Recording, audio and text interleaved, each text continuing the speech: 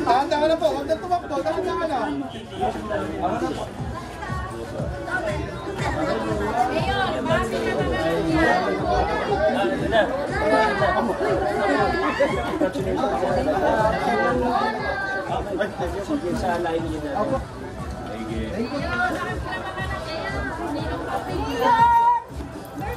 Oh, mapayo. Hawakan mo ko.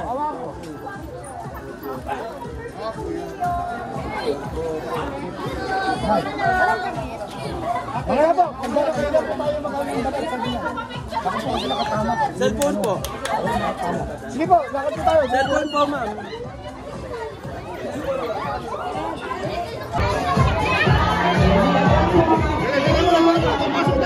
Dito, makakapatuloy po tayo ng ating focus. At mamaya po, pagkatapos po, makakapagpapicture po tayo sa ating dalawa. Hindi po welcome natin, Mayor Vicky Soto!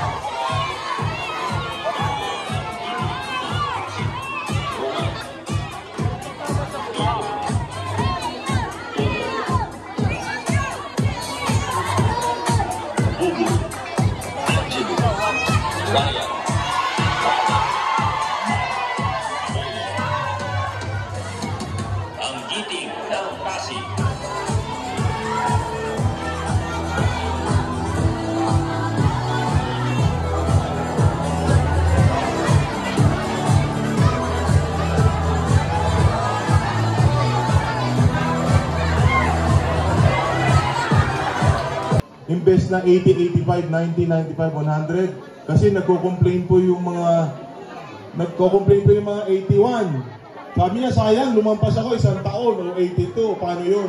Ang ginawa ni Mayor, lahat po ng mula 80, 81, 82, 83, 84 hanggang 100. Pag birthday nyo itong 2025, may matatanggap kayo mula sa ating lokal na pamahalaan. Ang ating solo parent, meron ba solo parent dito? Ayan, solo parent po natin. Alam niyo po, ang solo parent natin, meron po solo parent na batas na nasyonal. Ang Pasig ay isa sa 5 na lungsod na nag-iimplementa ng programa ng solo parent. Nakakatanggap po ng 1,000 a month yung qualified na solo parents po natin dito sa lungsod ng Pasig. Ulit, kailangan po ng pondo yan. Saan ang gagaling yan? Ito po ay bunga ng malinis o mabuting pag-gobyerno. Ang ating PWD, alam niyo ba dito sa ating lungsod, ang PWD, meron po ngayon kaming pinasa sa council ng isang ordinansa na nagbibigay suporta sa mga bedridden na PWD. Meron na rin social pension ang ating PWD dito sa lungsod ng Pasig. So, ulitin ko, senior citizen, solo parent, PWD, lahat po ito ngayon, expansion yung programa natin para makatulong sa ating mga kababayan, lalong-lalo na yung mga kababayan natin mahirap. Kailangan po ng pondo ito. Saan ang gagaling? Bunga po ng mabuting pag-gobyerno. Pero, hindi po tayo tumitigil dyan. Hindi po tayo tumitigil sa tulong lang. Ang nais po natin ngayon bigyan prioridad ay ang programa ng edukasyon, yung pag-aaral ng ating mga anak. Bakit? Dahil ito po ang tanging paraan kung paano natin iangat ang antas ng pamumuhay ng Pasigueño. Tignan nyo po ang ibang bansa. Ang ibang bansa na umaasenso, ang unang-una nilang ginawa ay nag-invest sila sa edukasyon ng kanilang kabataan. Kaya po dito sa atin sa lungsod ng Pasig, under the leadership of Mayor Vico, priority ang inyong edukasyon. Mula 2019, ang minana ni Mayor Vico na scholar, 11,000. Uulitin ko, yumaman ang lungsod ng Pasig, ngayon 2025, 25,000 na ang scholar ng ating lungsod. Ay, napaka-importante. Pag dalawa, magkano? 3,000. Ay, malaking tulong yan. Alam niyo sino lang nakakagawa niyan? Si Mayor Vico. Lagi siyang nag-iisip, paano makatulong sa mamamayan ng lungsod ng Pasig? Kahit paano pang tricycle, pwede na, di ba? Oh, malaking tulong. O kaya pang merienda kung malapit ang bahay mo sa school. Tama hindi? Oh, kaya palakpakan tayo. Palakpakan. Ha? Pangalawa, senior citizen. Sino senior nito? Taas ang kamay. Uy, marami. Ako din po, senior na. Mukha na ba akong senior? Hindi pa, parang ilan? 50. Uy, bigyan mo pa ng 5 tusino, ha? Bukod sa nagsisinungaling, nang bobola pa. Joke lang ate, ha? Joke lang.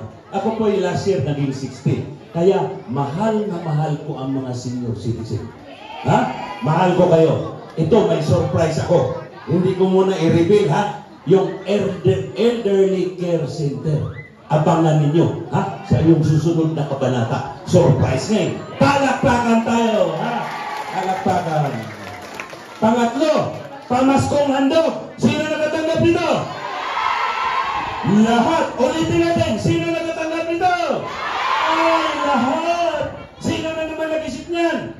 Mayor Vico, ang galing talaga. Laging nag-iisip, hindi na yata natutulog. No? Kakaisip. Paano mapaganda ang lungsod ng Pasig? Ha? Oh. Kaya naging most outstanding anti-corrupt. No? Oh. Sino nagsabi? Sino nagsabi? US State Department. Hindi yung giting. At maraming lugar sumisikat na ang Pasig. Nakikilala na. Mga kamag-anak ko sa Cebu, nagtitig sa akin, ang swerte mo naman, kasama mo yung pinakagwapong mayor at pinakamagaling. Sino mga Bisaya dito? Marami.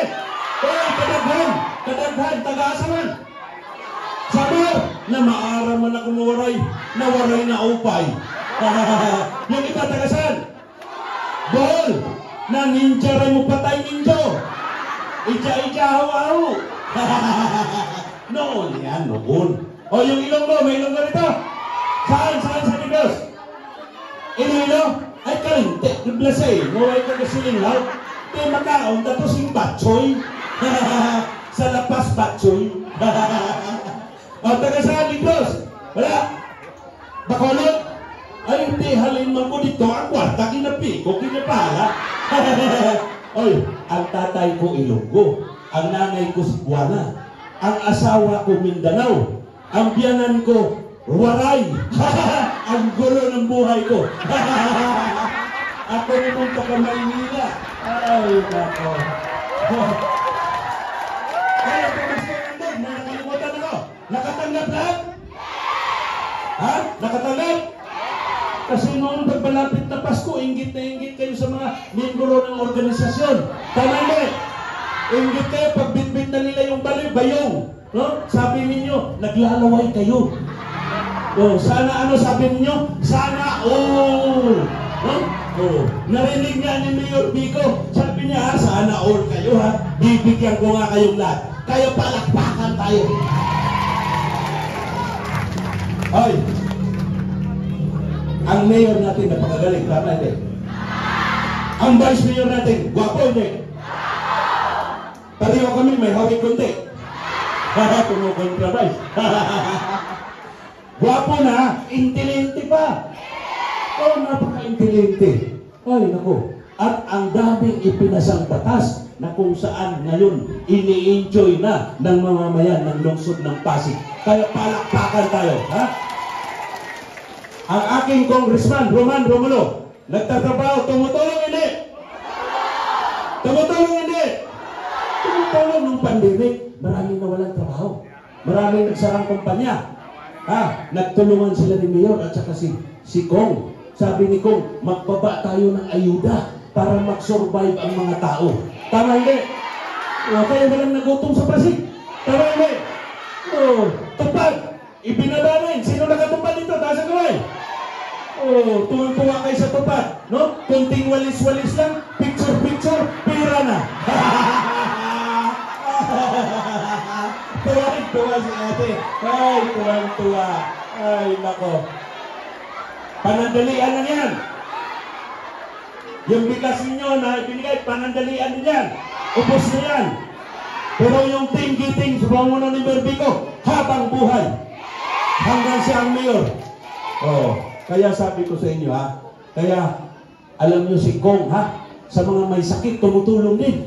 Kahit 100,000 pa ang charge mo sa ospital, sasagutin niya. Tama hindi? O, sa pag-iikot ko, yan ang mga sinasabi. No? Sa mga patay, tumutulong hindi? Tumutulong. Minsan nga wala pa yung patay. Nauuna pa si Kong dumarating doon. Hindi lang yun. Marami pang iba yung mga batas na ipinasa dyan sa pink na pamaypay ninyo. Ay, ang dami. Umagahin kayo. Mamayang gabi, basahin ninyo, ha? Oh, sige. Kaya sino congressman natin? Ang ating mayor. Ang ating vice mayor. Tapos na. Ha? Bakit hindi ba? Oy, paano naman si ako? Ay, nako. Ay. Oy, huwag ninyong kalimutan yung tawa-tawa nyo na yan. Nakakatakot, ha? Singaw sa ito. Nung nakaraan, natalo kaming dalawa ni Ryan. Yung tawa na yan. Ha?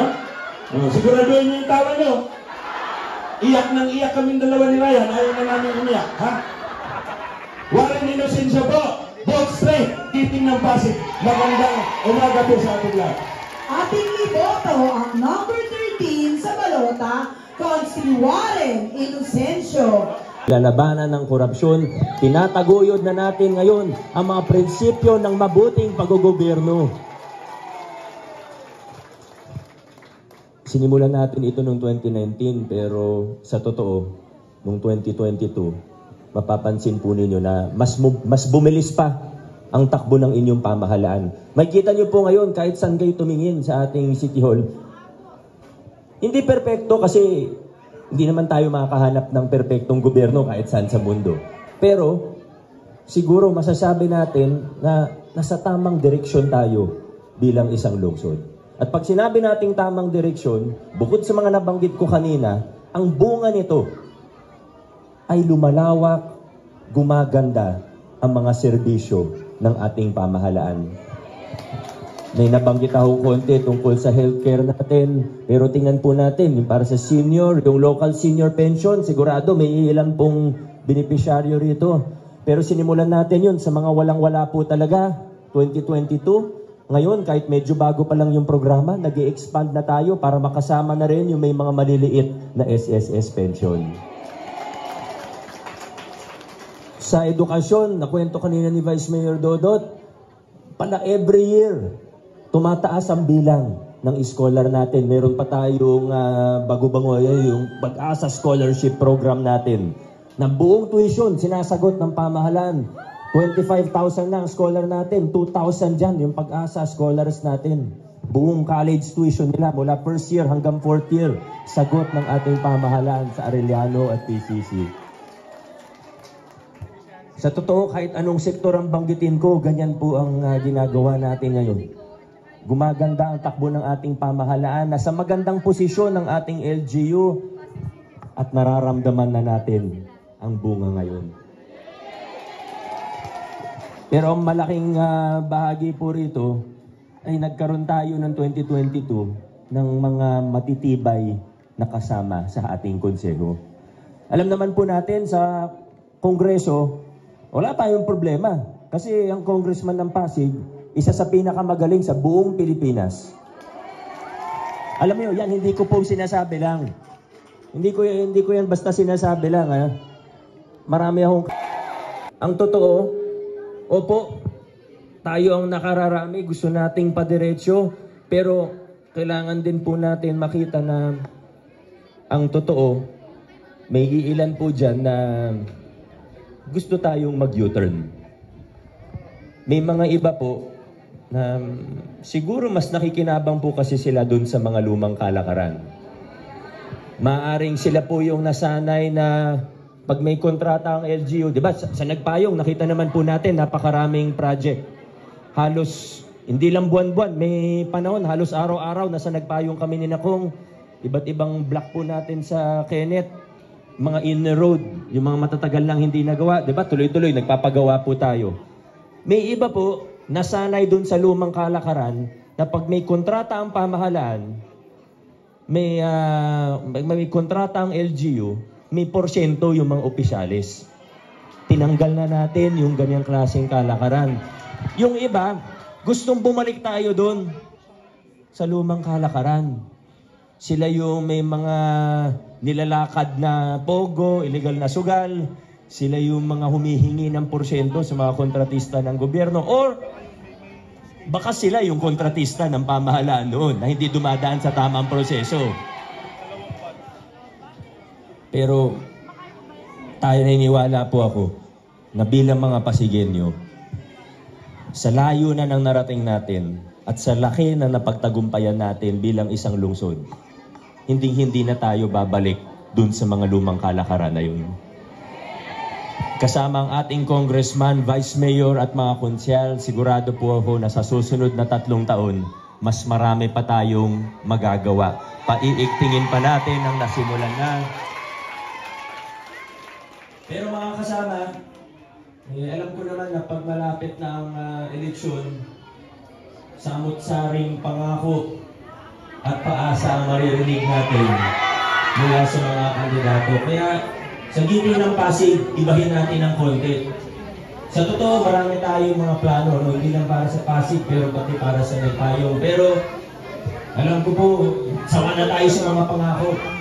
Kaya ikukwento ko sa inyo yung mga plano natin pagkatapos na ng eleksyon.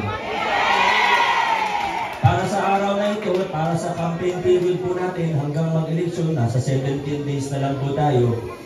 Ang ikukwento po namin sa inyo ay kung ano ang mga nagawa na.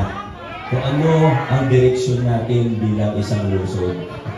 Sabi ko nga sa inyo, mula 2022, bumilis ang takbo ng ating pamahalaan dahil binigyan niyo ko ng mga katuwang na matitibay at kaprinsipyo natin. Si Konsehal Maro Martinez, ang pumatay kay Delilah.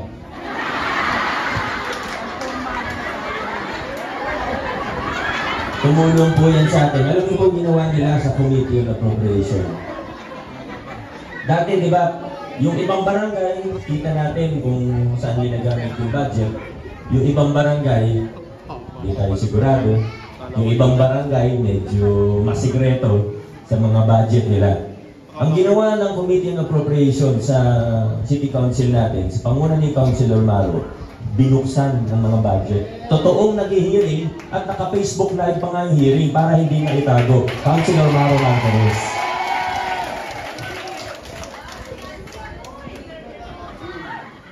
Marami rin po tayong natulungan sa pagpapakuryente o pagpapakabit ng Meralco na legal at hindi delikado. Ibig sabihin, ligtas. Halos 1,000 families na po sa buong lungsod Pasig na nakabitan ng legal na kuryente na dati hindi makabitan dahil sobrang hirap. Kaya naka-jumper, kaya naka-submeter. Umiilan pa nga kami naabutan as in zero. Ni jumper, ni submeter, wala. Yung mga malalapit sa ilog nun, sa may bunga, may naabutan po kami. Mga 60 families din po yun. Talagang wala. Swerte na sila kung may solar light. Pero sa tulong ni Councilor Buboy Agustin, naayos po natin ang problema natin.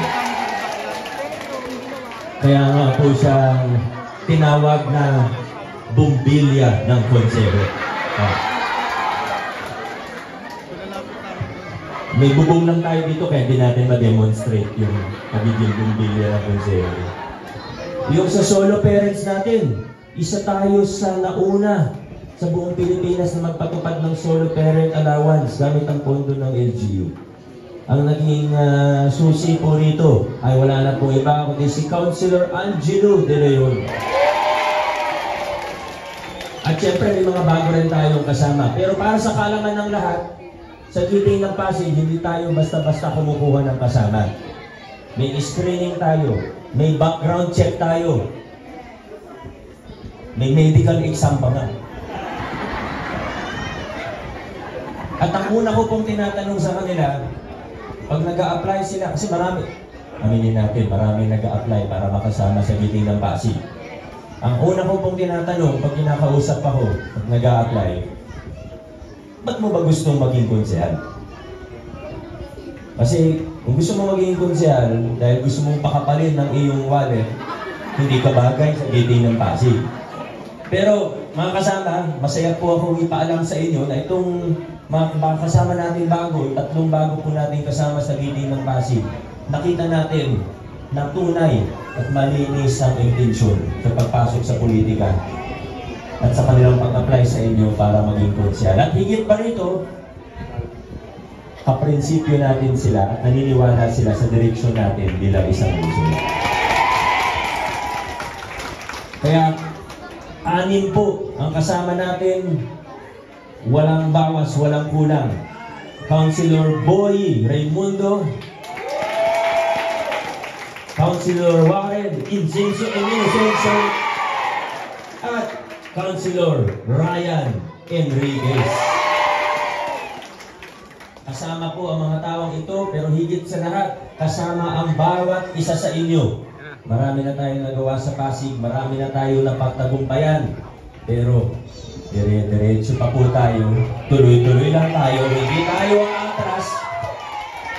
Tuloy-tuloy sa pag-unlad, paabante ang takbo natin sa lungsod ng Pasig, pasulong tayo bilang mga Pasigenyo. Ipayong Barangay Pinagbuhatan, maraming salamat po sa inyo. Let's say, Giting ng Pasig. Maraming salamat po. Muling iboto ang number 4 sa balota, Mayor Vico Soto, Wall Street, Giting ng Pasig, Barangay Pinagbuhatan, maraming